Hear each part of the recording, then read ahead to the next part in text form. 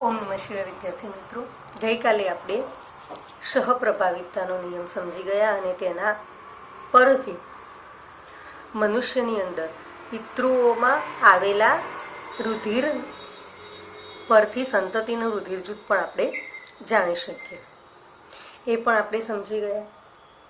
હવે આપણે વાત કરીએ મેન્ડલના દ્વિસંકરણ પ્રયોગની.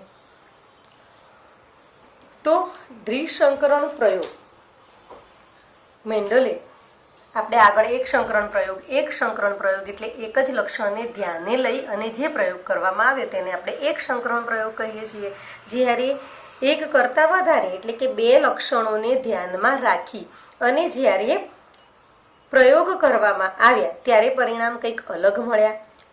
એટલે કે દ્વિસંકરણનું જે પરિણામ હતું, જેમાં પિતૃઓ બે જોડ વિરોધાભાસી લક્ષણોમાં ભિન્ન હતા, જેમ કે બીજનો રંગ અને બીજનો આકાર, એવા બે લક્ષણો લીધા હતા અને તેના પરિણામો આપણને એક સંકરણ કરતા તદ્દન ભિન્ન મળ્યા. તો સૌથી પહેલા આપણે સમજીએ એ દ્વિસંકરણ પ્રયોગ. તો બે લક્ષણોથી જુદા પડતા બે છોડ વચ્ચે સંકરણ કરાવવાના પ્રયોગને આપણે દ્વિસંકરણ પ્રયોગ કહીએ છીએ. મેન્ડલે વટાણાના છોડમાં એક સાથે બે લક્ષણોનું વારસાગમન દર્શાવે તે રીતે પ્રયોગો ગોઠવ્યા. કેવી રીતે ગોઠવ્યા કે એક સાથે બે લક્ષણો, જેમ કે વટાણાના જે બીજ છે તેનો આકાર ગોળ અને પીળો, અને એ જ રીતે તેના સામે એવા વટાણાના બીજનો આકાર લીધો કે જે ખરબચડા અને લીલા હતા. એટલે કે એની સપાટી જે હતી તે ખરબચડી હતી અને તેનો કલર જે હતો તે લીલો હતો. તો પીળો રંગ લીલા ઉપર તથા ગોળ આકાર, આ જે પીળો રંગ છે તે લીલા રંગ ઉપર પ્રભાવી હતો, જ્યારે ગોળ આકાર જે છે તે ખરબચડા ઉપર પ્રભાવી. હવે એ પ્રભાવી છે કે નહીં એ તો આપણને પ્રયોગ બાદ ખબર પડે, પણ આવા લક્ષણો આપણે લીધા. હવે તેમને ગોળ લક્ષણો ધરાવવા માટે કેપિટલ RR સંજ્ઞા, જ્યારે પીળો રંગ ધરાવવા માટે કેપિટલ YY, અને એ જ રીતે તેના ઓપોઝિટ ખરબચડા દર્શાવવા માટે આ કેપિટલ RR હતો તો સ્મોલ RR, અને લીલા રંગ માટે સ્મોલ YY ને સંજ્ઞાઓ લીધી. અને પછી તેમની વચ્ચે પરફલન કરાવ્યું. પરફલન કરાવવાથી બધા જ બીજ આપણને ગોળ અને પીળા પ્રાપ્ત થયા. હવે આપણે જાણીએ છીએ કે F1 પેઢીની અંદર બધા જ ગોળ અને પીળા પ્રાપ્ત થયા, એટલે કે બાહ્ય કઈ રીતે તેઓ કેવા હતા, ગોળ અને પીળા, પરંતુ તેના જનીન બંધારણ કેવું હતું. પહેલા અહીંયા આગળ ગોળ અને પીળામાં કેપિટલ R, કેપિટલ Y હતું. અહીંયા જનીન બંધારણ તેનું બદલાઈ ગયું, કારણ કે આ R છે તે પણ પ્રભાવી છે અને Y છે તે પણ પ્રભાવી છે. આ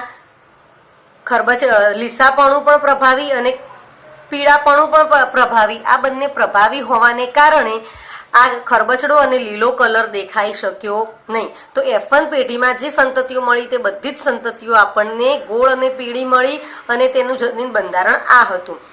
હવે આપણે જાણીએ છીએ કે જ્યારે જન્યુઓ જોડાય છે ત્યારે તેમની વચ્ચે અર્ધીકરણ થાય તો આ કેપિટલ R બે છે, એમાંથી એક આવશે અને આ Y એક આવશે, જે આની સાથે જોડાશે સ્મોલ r અને સ્મોલ y, એટલે જનીન બંધારણ આ પ્રકારનું જોવા મળ્યું.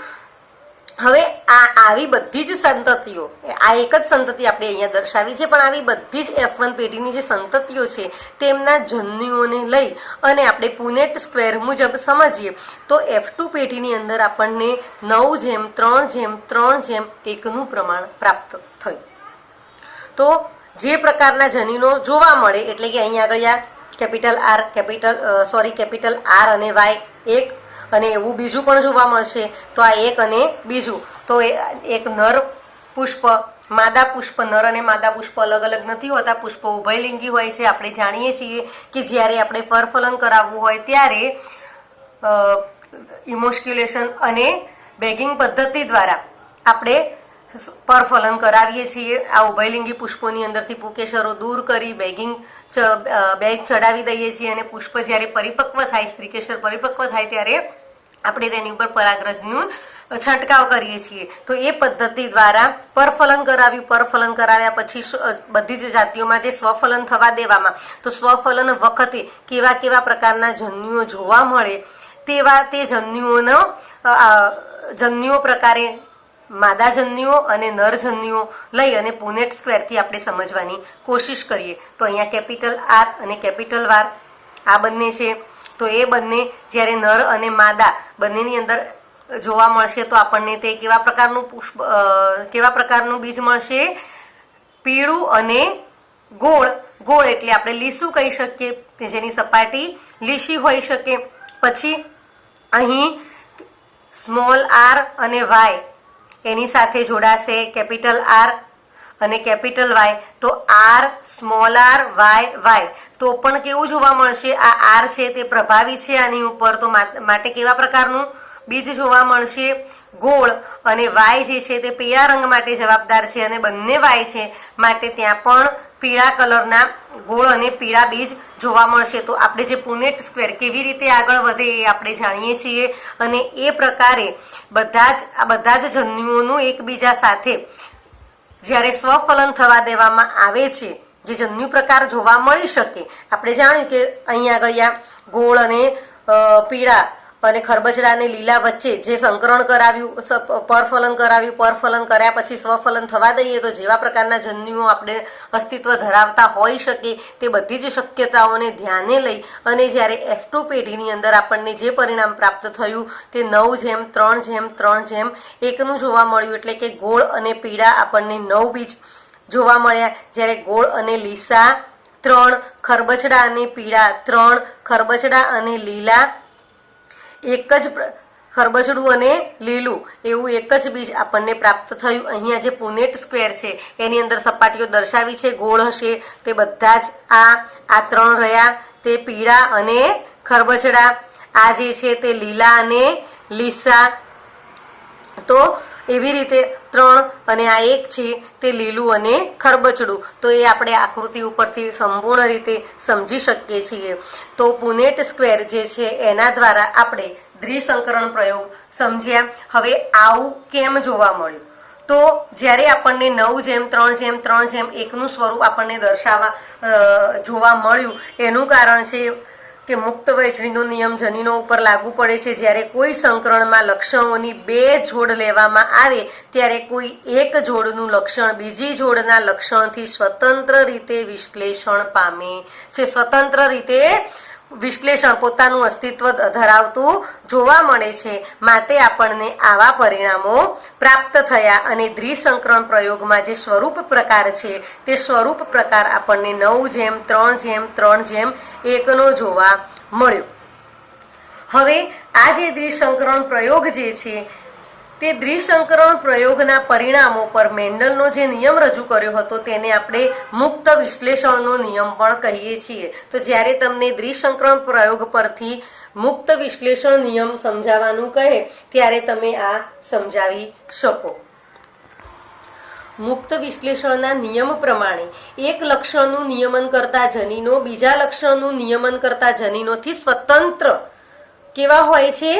એકદમ સ્વતંત્ર હોય છે. અને આ નિયમને આપણે નિયમ પ્રમાણે દ્વિસંકરણમાં જન્યુ સર્જન વખતે પીળા રંગ માટેના કારકો ગોળ આકાર માટેના કારકોથી સ્વતંત્ર રહે છે. એટલે કે આ બંને કારકો એકબીજાથી સ્વતંત્ર જોવા મળે છે. જનીન વાય બીજા લક્ષણ માટે પ્રભાવી આર અથવા પ્રચ્છન્ન જનીન આર સાથે જોડાઈ જન્યુકોષમાં દાખલ થાય તો આ આર છે તે આ સ્મોલ આર સાથે કે આની સ્મોલ વાય સાથે જોડાઈ અને જન્યુમાં દાખલ થાય. તેવી જ રીતે જે સ્મોલ વાય છે એ પણ કેપિટલ આર કે સ્મોલ આર સાથે જોડાઈ અને જન્યુકોષમાં દાખલ થઈ શકે છે. જેથી કરીને આપણને F1 પેઢીના સંકરણના જન્યુઓ જે આપણને પ્રાપ્ત થયા તે આ પ્રકારના જન્યુઓ હોઈ શકે, જેમ કે કેપિટલ